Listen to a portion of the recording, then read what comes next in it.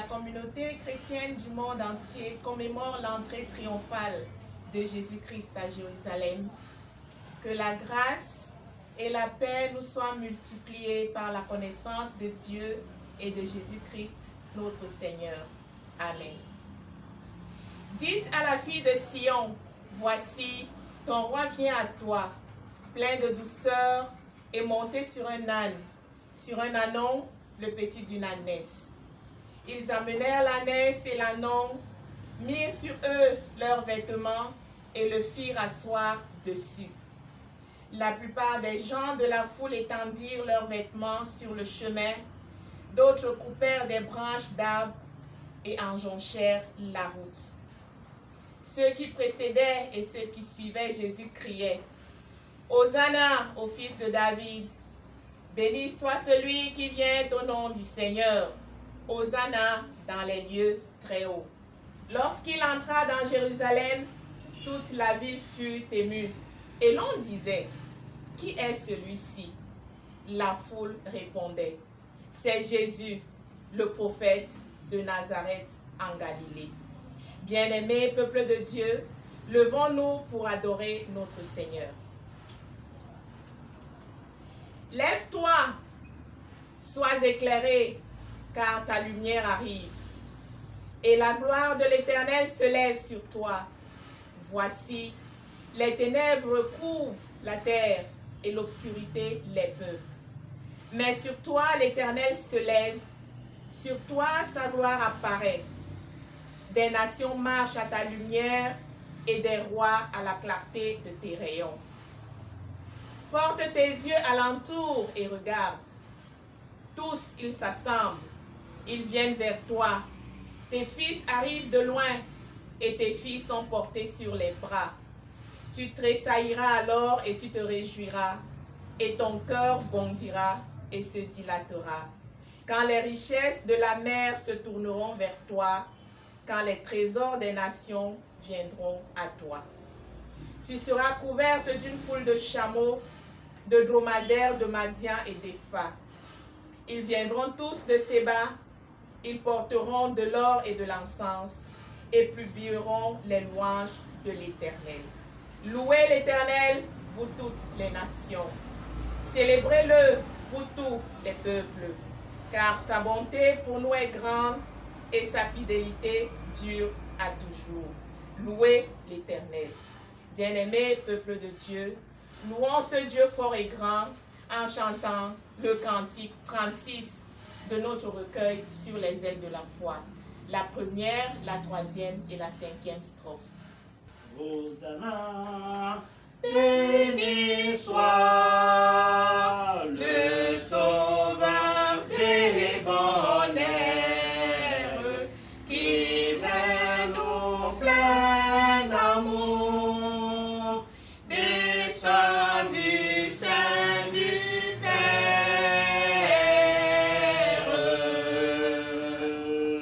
Béni soit le Seigneur, qui vient des plus hauts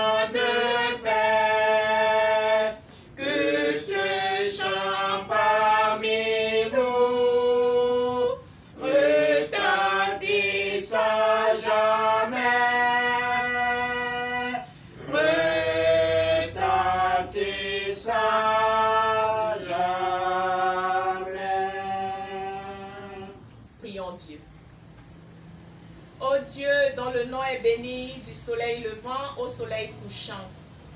Remplis nos cœurs de ta connaissance et mets sur nos lèvres ta louange. Donne-nous un esprit bien disposé à te servir en vérité. Transforme nos cœurs de pierre en cœurs de chair, afin que nous puissions manifester les uns envers les autres ta compassion et l'amour qui vient de toi. Donne-nous, Seigneur, de nous unir aux douleurs du Christ, afin que nous comprenions et apprécions le sacrifice qu'il a souffert pour nos péchés. Que sa mort sur la croix nous rappelle toujours le don précieux de Dieu le Père envers l'humanité. Nous reconnaissons notre état de pécheur, quand bien même nous nous obstinons à te le cacher. Nous savons que tu es le Dieu qui voit tout, qui peut tout, qui a la maîtrise de tout. Seulement, Seigneur, notre égoïsme et notre égocentrisme nous amènent à vouloir nous comparer à toi. Seigneur, prends pitié de notre ignorance. Inonde-nous de ta lumière pure et sainte, qu'elle nous éclaire et nous montre la voie, la véritable voie qui mène à toi. Que ta sainte présence inonde ce lieu de culte pour la gloire de ton saint nom. Donne-nous, Seigneur, de comprendre qu'en dehors de toi, nous n'avons pas de vie. Aide-nous, ô Dieu, à confesser de nos bouches que Jésus-Christ est la vérité, le chemin et la vie. Pardonne-nous nos manquements et conspirations. Brise notre orgueil et remplis-nous de ton humilité. En Jésus-Christ, notre Sauveur, nous avons ainsi prié. Amen. En communion avec l'Église universelle, confessons notre foi chrétienne en proclamant: Je crois en Dieu, le Père Tout-Puissant, Créateur du ciel et de la terre. Je crois en Jésus-Christ, son Fils unique, notre Seigneur, qui a été conçu du Saint-Esprit, qui est né de la Vierge Marie. Il a souffert sous Ponce Pilate. Il a été crucifié. Il est mort. Il a été enseveli. Il est descendu aux enfers. Le troisième jour, il est ressuscité des morts. Il est monté au ciel. Il siège à la droite de Dieu, le Père Tout-Puissant. Il reviendra de là pour juger les vivants et les morts. Je crois en l'Esprit Saint. Je crois la Sainte Église universelle, la communion des saints, la rémission des péchés, la résurrection de la chair et à la vie éternelle. Amen. Gloire à Dieu, notre Créateur.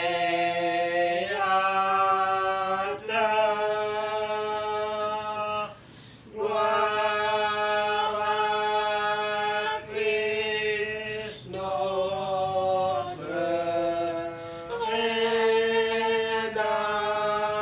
Rédempteur.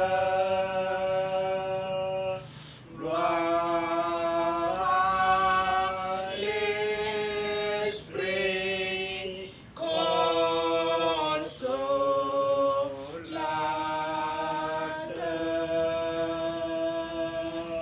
Louange,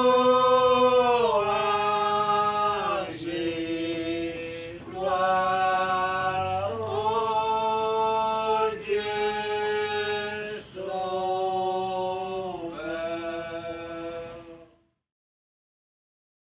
Frères et sœurs dans le Seigneur, nous lisons ce dimanche dans l'évangile de Luc, au chapitre 19, versets 28 à 40.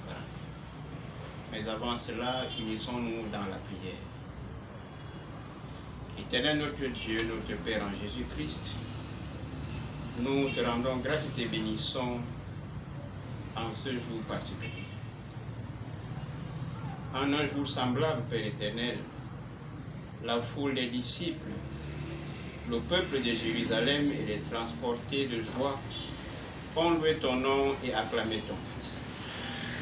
Nous aussi, bien que limités par le confinement auquel nous contraint la pandémie du coronavirus, nous sommes dans l'allégresse et nous joignons nos louanges à celles de la multitude des croyants en disant « Hosanna, béni soit le roi qui vient au nom du Seigneur. » Oui, Père, nous te rendons grâce et te bénissons, car malgré nos peines et nos fautes, au milieu de nos peines et de nos fautes, nous savons que tu es un Dieu que l'on ne peut qu'admirer, chanter et aimer en Jésus-Christ. Pour le monde si fragile mais si beau, pour la vie si menacée mais si belle, pour cet immense univers où s'épanouit ton royaume, Père éternel, nous te bénissons. En ce jour qui nous redit la résurrection pour ton Église, qui nous rassemble, nous te louons. Pour ton évangile, pour notre baptême, pour ta volonté de te servir de nous, pour ta promesse de ton éternité. Dieu notre Père, nous nous souvenons que ton Fils, après le triomphe du jour des rameaux, a été accablé par la méchanceté des hommes. Ils l'ont fait souffrir, ils l'ont mis à mort comme un malfaiteur. Mais toi, tu lui as donné la victoire, tu l'as souverainement élevé à ta droite, où il règne désormais pour toujours. En ce jour où nous commémorons l'entrée triomphale de ton Fils, notre Seigneur, à Jérusalem, Père éternel, nous te prions afin que tu nous accordes à nous tous, rassemblés en quelque lieu que ce soit, pour t'adorer, te louer les bienfaits que donne ton Saint-Esprit. Jette un regard favorable sur notre pays, le Cameroun, qui est sous la menace du coronavirus. Nous te confions le monde entier et l'Église confinée. Père éternel, nous voulons te présenter tout particulièrement ton serviteur, le révérend professeur Nguyen, que tu as choisi ce dimanche pour nous nourrir. Ouvre nos oreilles afin que nous puissions recevoir le message de paix que tu nous as réservé en cette occasion. Amen. Amen. Après avoir ainsi parlé, Jésus marcha devant la foule pour monter à Jérusalem. Lorsqu'il approcha de Bethphagée et de Béthanie, vers la montagne appelée montagne des Oliviers, Jésus envoya 2 de ses disciples en disant « Allez au village qui est en face. Quand vous y serez entrés, vous trouverez un ânon attaché, sur lequel aucun homme ne s'est jamais assis. Détachez-le et amenez-le. Si quelqu'un vous demande pourquoi les détachez-vous, vous lui répondrez, le Seigneur en a besoin. Ceux qui étaient envoyés allèrent et trouvèrent les choses comme Jésus leur avait dit. Comme ils détachaient l'ânon, ses maîtres leur dirent, pourquoi détachez-vous l'ânon? Ils répondirent, le Seigneur en a besoin. Et ils amenèrent à Jésus l'ânon sur lequel ils jetèrent leurs vêtements et firent monter Jésus. Quand il fut en marche, les gens étendirent leurs vêtements sur le chemin. Et lorsque déjà ils approchaient de Jérusalem, vers la descente de la montagne des Oliviers, toute la multitude des disciples, saisis de joie, se mit à louer Dieu à haute voix pour tous les miracles qu'il avait vus. Il disait, béni soit le roi qui vient au nom du Seigneur, paix dans le ciel et gloire dans les cieux très haut. Quelques pharisiens du milieu de la foule dirent à Jésus, Maître, reprends tes disciples. Et il répondit, je vous le dis, s'ils se taisent, les pierres crieront. Comme ils approchaient de la ville, Jésus, en la voyant, pleura sur elle et dit, si toi aussi, au moins en ce jour qui t'est donné, tu connaissais les choses qui appartiennent à ta paix, mais maintenant, elles sont cachées à tes yeux. Il viendra sur toi des jours où tes ennemis t'environneront de tranchées, t'enfermeront et te serreront de toutes parts. Ils te détruiront, toi et tes enfants au milieu de toi, et ils ne laisseront pas en toi pierre sur pierre, parce que tu n'as pas connu le temps où tu as été visité. L'herbe sèche, la fleur panétonne, mais la parole de Dieu demeure d'éternité en éternité. Amen. Amen. Frères et sœurs dans le Seigneur, bon dimanche.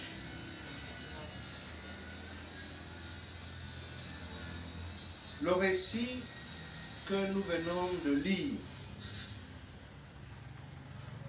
est rapporté par les 4 évangiles.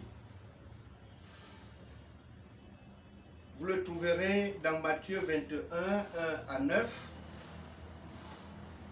dans Marc 11, 1 à 10, et dans Jean 12, 12 à 15. Tous ces récits parlent de l'entrée triomphale de Jésus à Jérusalem en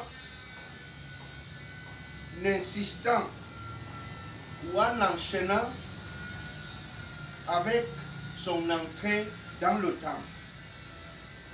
temple de Jérusalem. L'attention du lecteur de ces 3 textes est attirée sans doute sur la façon dont les faits y sont rapportés, avec omission et ajout par les uns et par les autres. Mais ce qui frappe dans le texte de Luc et qui n'est pas rapporté dans les autres évangiles, c'est l'intervention des pharisiens et les paroles de Jésus quand il pleure sur Jérusalem, la ville sainte de son peuple, selon qu'il est écrit. Verset 37. Et lorsque déjà il approchait de Jérusalem, toute la multitude des disciples, saisis de joie, se mit à louer Dieu à haute voix. Quelques pharisiens du milieu de la foule dirent à Jésus: Maître, reprends tes disciples, ou Maître, fais taire ses disciples, ou demande à tes disciples de se taire. Il répondit: S'ils se taisent, les pierres crieront. Il viendra sur toi des jours où tes ennemis t'environneront, t'enfermeront et te serreront de toutes parts. Ils te détruiront, toi et tes enfants.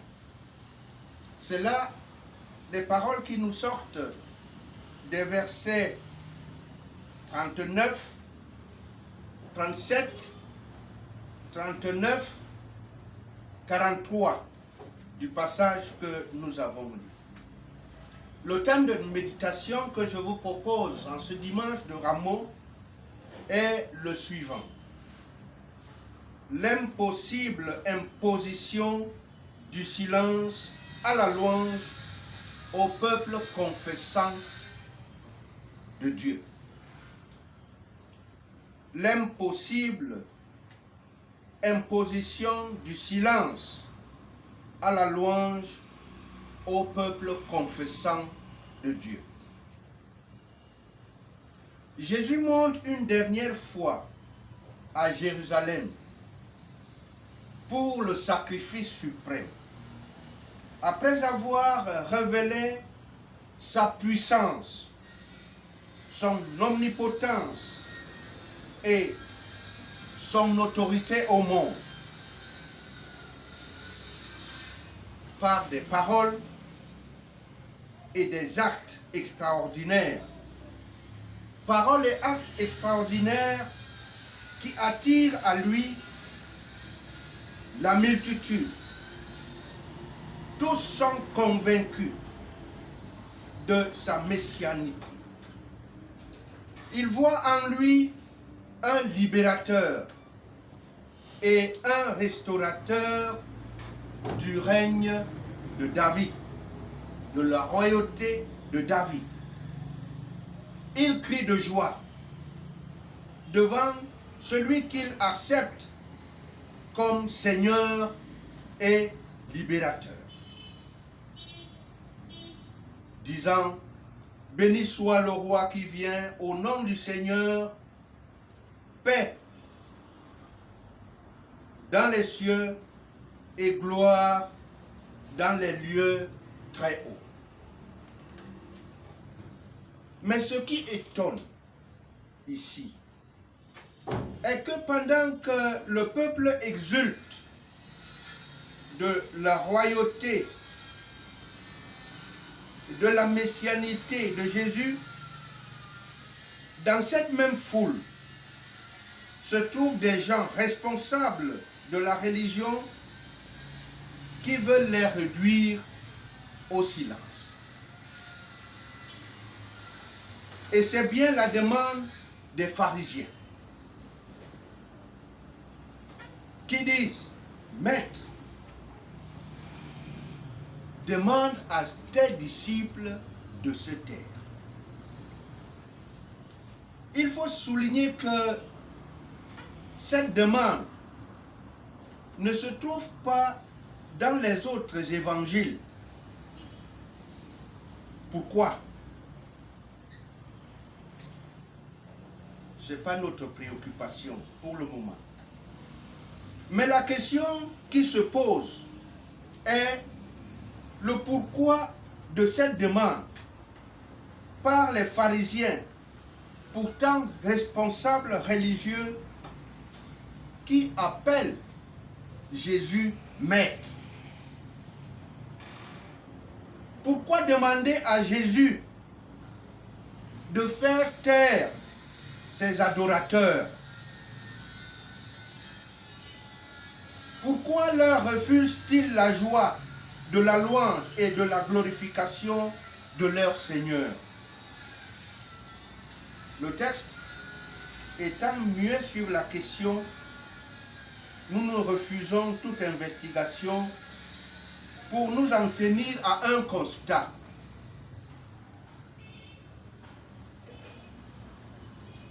Parmi ceux qui suivent Jésus se trouvent des adversaires dont les actions sont de nature à empêcher la louange et la glorification du Seigneur Jésus. Ce qui pourrait justifier les pleurs de Jésus sur la ville sainte, la ville où tout son peuple doit se rassembler en tout temps pour le louer et pour le glorifier. Jésus pleure à cause des actions futures de ses adversaires qui, à coup sûr, mettraient en péril la paix dans les cœurs de ses adorateurs.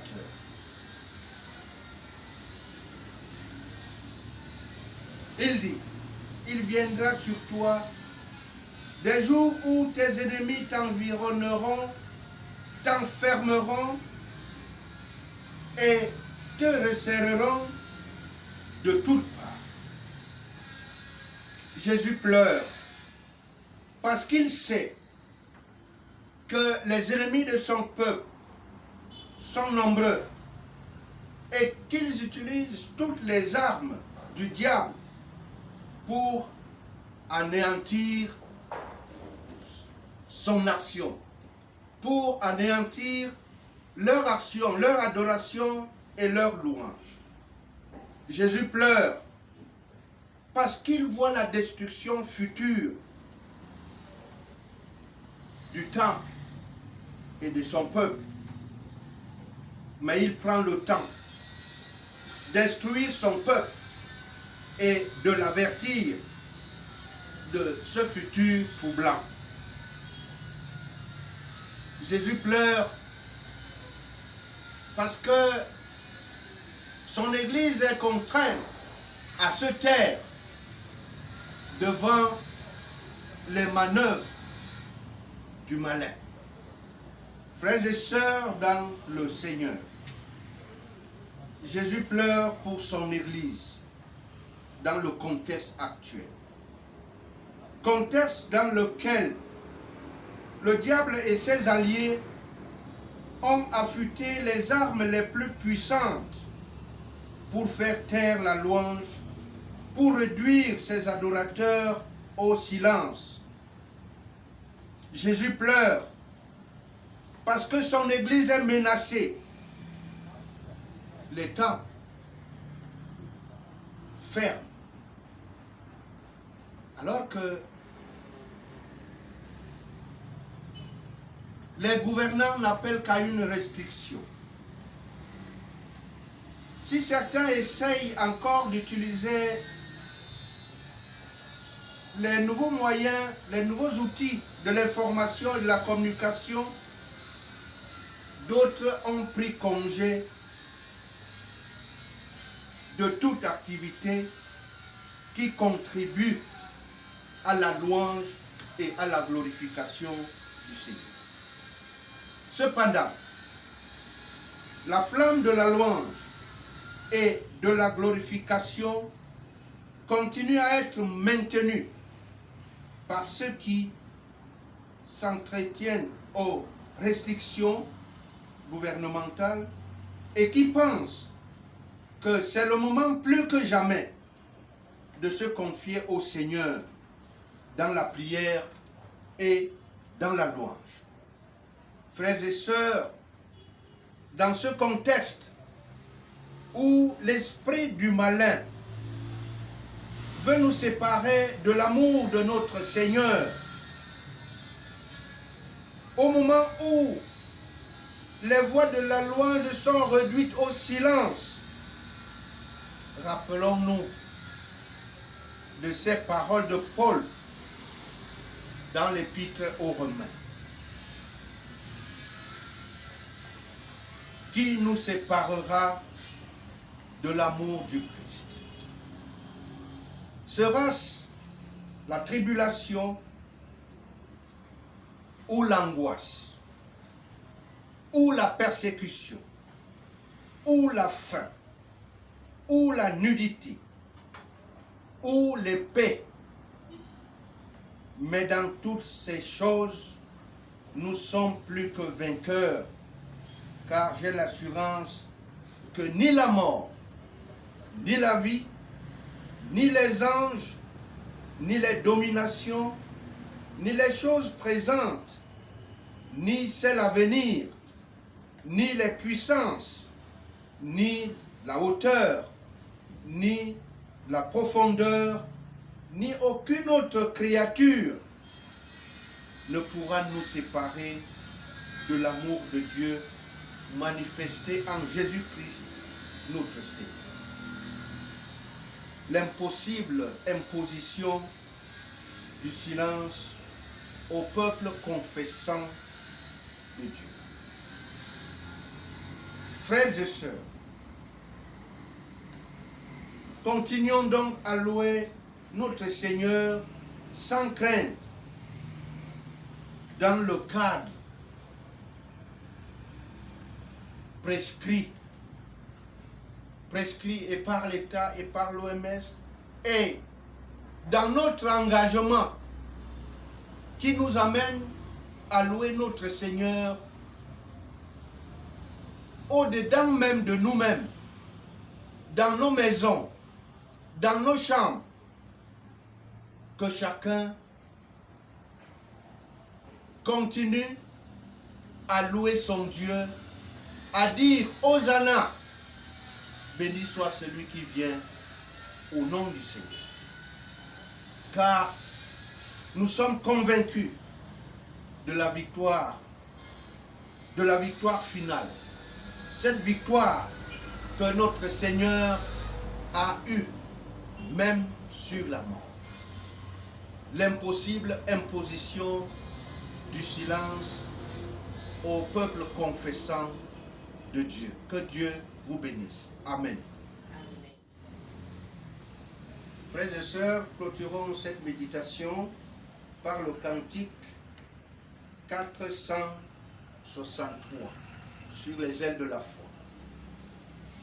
La lutte suprême nous appelle tous, et Jésus lui-même marche devant nous.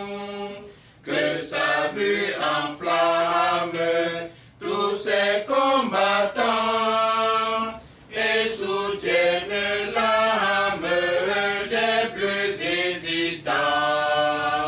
Du Christ la bannière se déploie au vent pour la sainte guerre, soldats en avant. L'ennemi redoute le nom seul du roi. Il fuit en déroute au cri de la foi.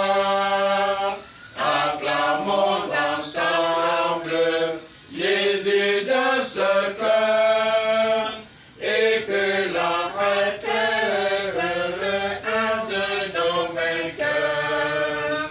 Du Christ la bannière se déploie au vent pour la sainte guerre, soldats en avant. Nous suivons la trace des saints d'autrefois, par la même grâce, sous les mêmes lois, vivant de miracles, l'Église de Dieu, de tous les obstacles, triomphant tout lieu. De Christ la bannière se déploie au vent pour la sainte guerre, soldats en avant.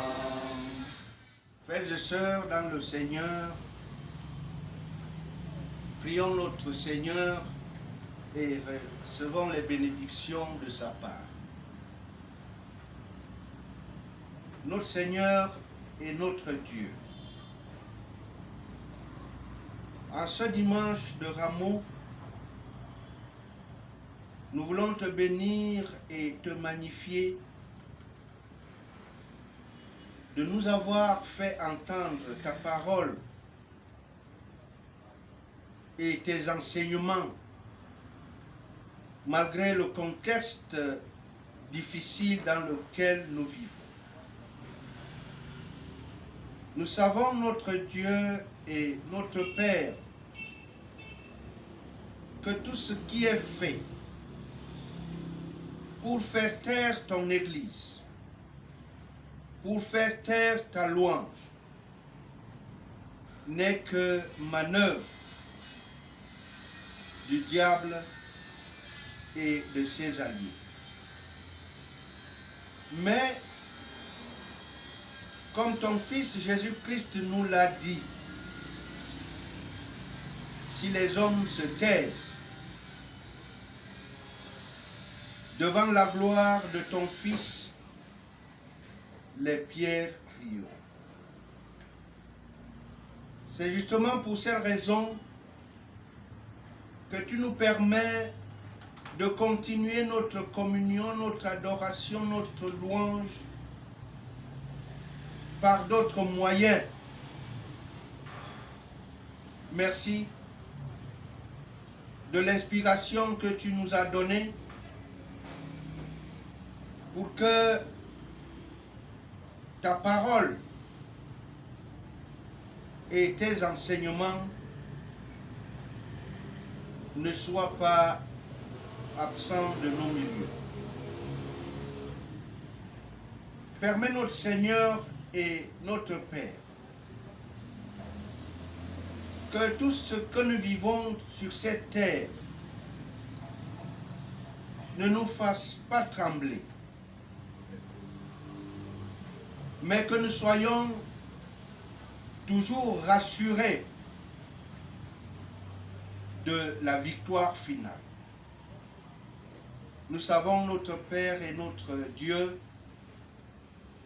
que la pandémie de l'heure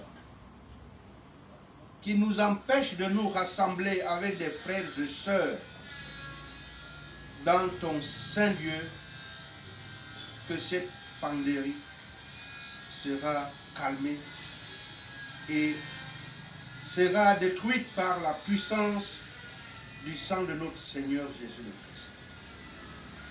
Et au moment où nous voulons sortir de ce temps, permets, Seigneur, que nous soyons tous trempés dans ce sang, pour que cette pandémie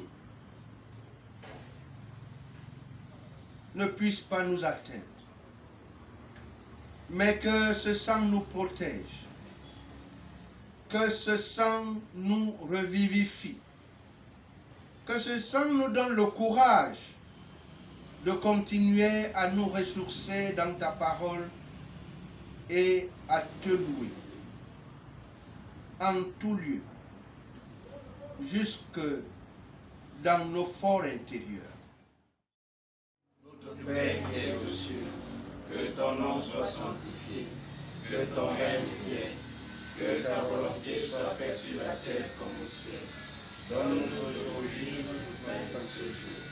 Pardonne nos offenses, comme nous pardonnons aussi à ceux qui nous ont offensés. Et ne nous soumets pas à la tentation, mais délivre-nous du mal. Car c'est à toi qu'appartient le règne, la puissance et la gloire, pour les siècles des siècles. Amen.